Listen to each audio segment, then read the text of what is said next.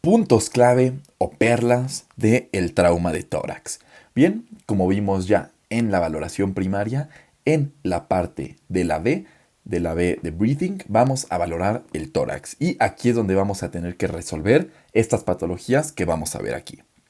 Entonces, este va a ser un video de puras patologías y la primera va a ser el neumotórax. Atención. ¿Qué es el neumotórax atención? Es cuando hay aire en el espacio pleural. Entonces, el aire, si tenemos aquí un pulmón sano, y la pleura va a ser más o menos así. Pero si hay aire dentro del espacio pleural, el aire va a empezar a colapsar el pulmón. Entonces vamos a tener el pulmón así y todo esto va a estar ocupado por aire que lo colapsa de esta forma.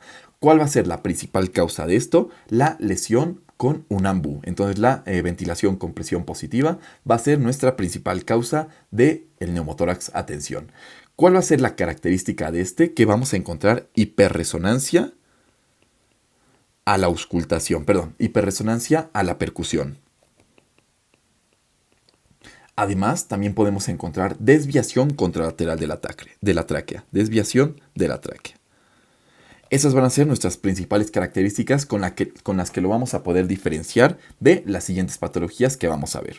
El tratamiento va a ser una punción con un catéter de 8 centímetros en el quinto espacio intercostal a nivel de la línea medioaxilar, o también se dice que puede estar entre la línea axilar anterior y la línea axilar posterior. Entonces, en ese espacio, en el quinto espacio intercostal, vamos a colocar nuestro catéter de 8 centímetros y vamos a resolver el neumotórax atención.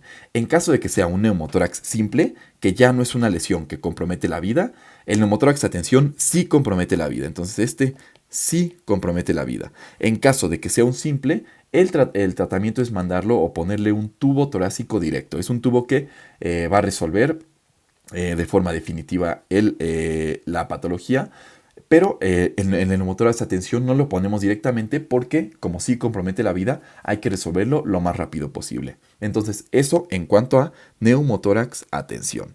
La siguiente que vamos a ver va a ser el neumotórax abierto. ¿Qué va a ser el neumotórax abierto? Es cuando vamos a tener una herida a nivel torácico que pues haga que se equilibren nuestras presiones entre la presión atmosférica y la presión intratorácica o la presión de la pleura, ¿no? Entonces, si nosotros tenemos aquí nuestra herida y esta parte es la pleura, va a estar colapsado igual el pulmón porque por este hoyo va a entrar aire y va a equilibrar nuestra presión del ambiente con la presión que hay dentro de la pleura. Entonces también va a comprimir al pulmón o lo va a colapsar.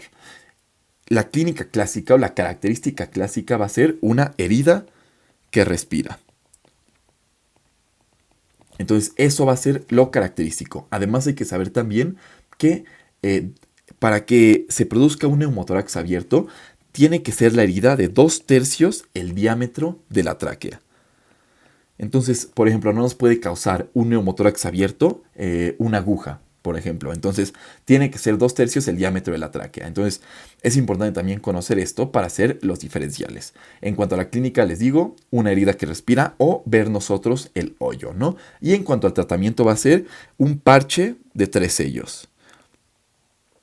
Esto es como generar una válvula artificial nosotros. Entonces, ¿qué vamos a hacer? Le ponemos un apósito de esta forma y le vamos a colocar cinta en esta parte de aquí, en esta parte de aquí y en esta parte de aquí. Entonces, estos serían nuestros 3 sellos. Si se fijan, por este punto es por donde va a poder salir el aire, pero ya no va a dejar que meta. Entonces, ese es el tratamiento del neumotórax abierto.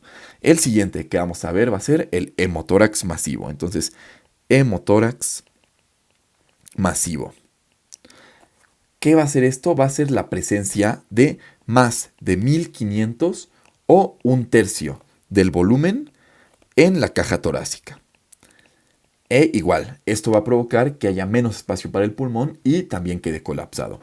Lo característico de este hemotórax masivo es que al nosotros percutir, en lugar de que haya hiperresonancia como en el neumotórax, va a haber matidez. Esto porque está ocupado, ¿no? Por sangre, toda la cavidad, y entonces se va a escuchar mate. Ese va a ser el dato característico. Además, a esto le tenemos que sumar datos de choque. Entonces, datos de choque hipovolémico. Entonces, si ya tiene una pérdida de 1500, ya entra en un grado 3, un grado 4 incluso, ¿no? Entonces, un grado 2, un grado 3, ¿no? Entonces, pues se tendría que tener ya sus datos de choque, como puede ser su oliguria, al menos su taquicardia, su disminución de la tensión arterial. ¿Y cuál va a ser el tratamiento de esta? Igual que en el neumotórax de tensión, en el quinto espacio intercostal vamos a colocar una aguja de 8 centímetros. Y otra forma en la que podemos hacer este diagnóstico es si nosotros colocamos esta sonda y se salen o se drenan 200 mililitros por hora. Esto por un tiempo de 2 a 4 horas también nos haría el diagnóstico del hemotórax masivo. Ok, el siguiente que vamos a ver va a ser el tamponade cardíaco. Entonces, tamponade cardíaco.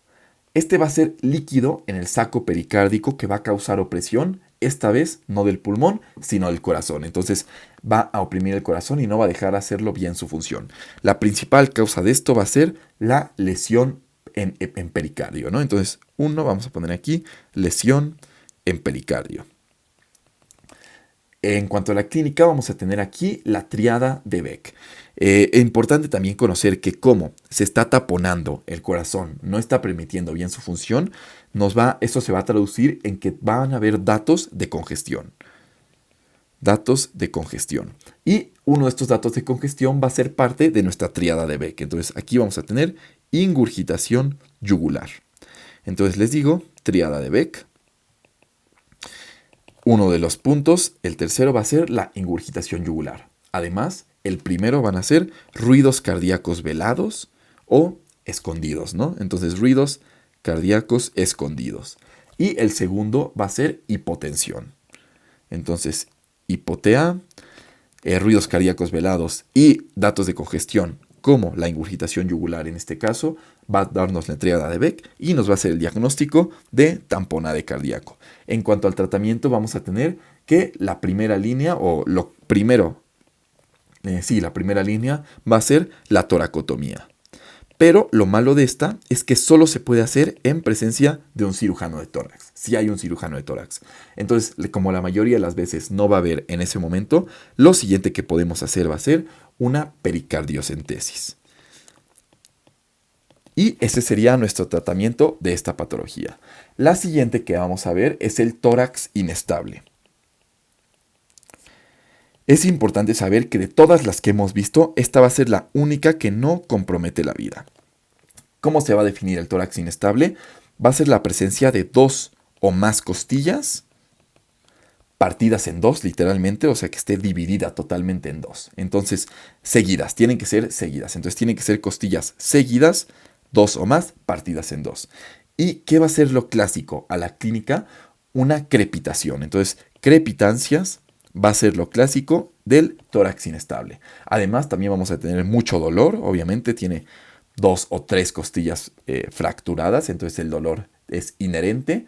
Va a tener también respiración paradójica y también puede tener enfisema subcutáneo. Pero la crepitancia es el dato característico. No va, como les digo, esta no compromete la vida y el tratamiento únicamente es con analgesia, oxígeno y en caso de que así lo requiera, ventilación. Entonces, ese sería nuestro tratamiento de esta patología. Hay otras patologías, otra patología que hay que ver, que es la contusión pulmonar. Entonces, contusión pulmonar. Esta lo característico es que se va a dar en niños. Entonces, en niños, ¿por qué se va a dar la contusión pulmonar en niños y no la fractura de costillas? Bueno, va a haber un impacto tan fuerte que va a darle al pulmón, pero no se van a fracturar las costillas porque en los niños las costillas son mucho más elásticas. Entonces, esa va a ser la razón por la que no va a haber fractura de costillas, pero sí contusión pulmonar. Y listo, eso sería todo lo que hay que saber de la contusión pulmonar y de nuestras patologías que hay que valorar en la B de briefing de nuestra valoración primaria de ATLS. Les dejo aquí el apunte y sería todo. Muchas gracias.